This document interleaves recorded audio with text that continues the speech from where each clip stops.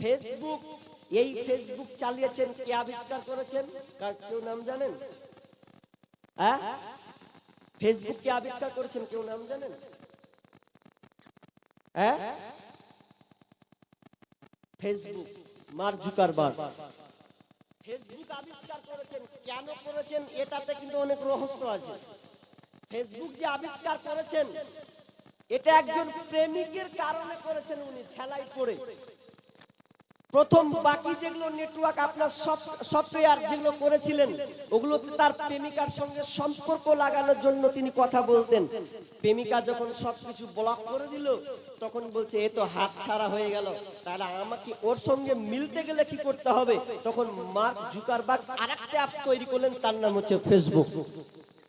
Facebook আবিষ্কার করলেন যাতে তার সঙ্গে সম্পর্কটা থাকে। তো দেখেন তার মধ্যে কত যে ধৈর্য আছে। এক একটা অ্যাপ বানাচ্ছেন, কেটে যাচ্ছে, কিন্তু সে হতাশা হচ্ছেন না, আবার অ্যাপ তৈরি করছেন। তার মানে তার ধৈর্য কতটা আপনি দেখেন। আমরা হলো তো এক চান্সে ছেড়ে দিতাম, যে কোনো কাজ ছেড়ে দিতাম। এই যে আপনি লাইটিং পাচ্ছেন, আলো বল জ্বলছে, বাল্ব জ্বলছে কি জ্বলছে না, ক্যামেরা অন হচ্ছে কি হচ্ছে না, এগুলো হয়ে আছে। এটা কার অবদান জানেন? Albert Einstein. আলবার্ট আইনস্টাইন এগুলো আবিষ্কার করেছেন। কবার ফেল হয়েছেন জানেন? বৈদ্যুতিক বাল্ব তৈরি করার জন্য তিনাকে 99 বার ব্যর্থ হতে হয়েছে। কবার? হাজি এক দুবার হলে তো আমরা ছেড়ে ছুড়ে পালিয়ে যাবো। তিনি কত যে ধৈর্য রেখেছেন এই বাল্বটা দেওয়ার জন্য, যারা আমরা দেখতে পাচ্ছি। আলবার্ট আইনস্টাইন তিনি যে এত কষ্ট করে আমাদেরকে দিয়েছেন, এই ভিডিওগুলো আপনারা দেখতে পাচ্ছেন বাড়িতে বসে, এটা তার অবদান।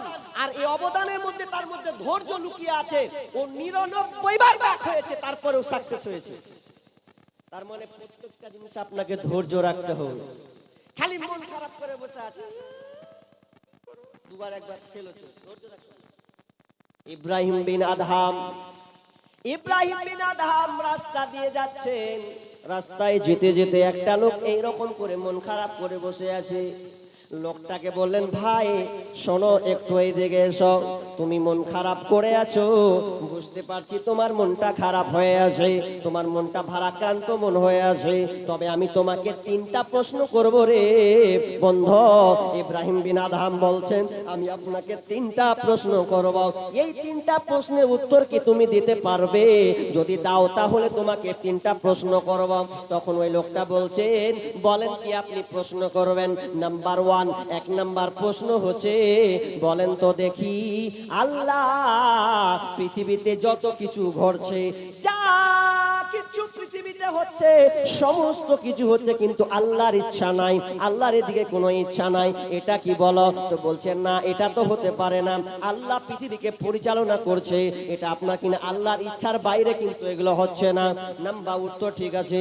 এবার বলো, দ্বিতীয় প্রশ্ন তোমাকে করছে, বলো তো তোমাকে আল্লাহ যে রুজিগুলো লিখে দিয়েছেন তুমি কতটুকু খাবে?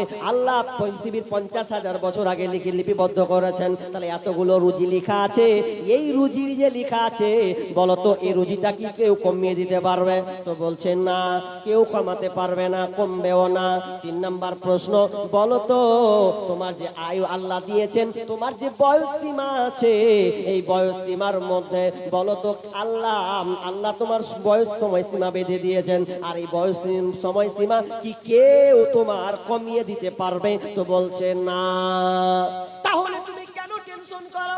3টাই তুমি ভেবে চিন্তে উত্তর দিয়েছো না না না, তাহলে 3টাই তুমি বুঝে প্রশ্ন উত্তরগুলো দিয়েছো, তাহলে তুমি কেন মন ভারাক্রান্ত করে আছো? তোমার নসিবে যা আছে সেটাই ঘটবে, অতএব তুমি কোনো টেনশন করিও না। তার মানে আমরা বুঝতে পারলাম, ওরে ইমানদার, ও মুমিন, ও আমার ভাই সকল বন্ধুরে, আমি আপনাদেরকে বলছি পৃথিবীতে যত কিছু হচ্ছে এটা নিয়ে আপনাকে টেনশন করতে হবে না, বরং আপনাকে আল্লাহর উপরে ধৈর্য রেখে অটল রেখে তোমার জীবনটাকে চালাতে হবে।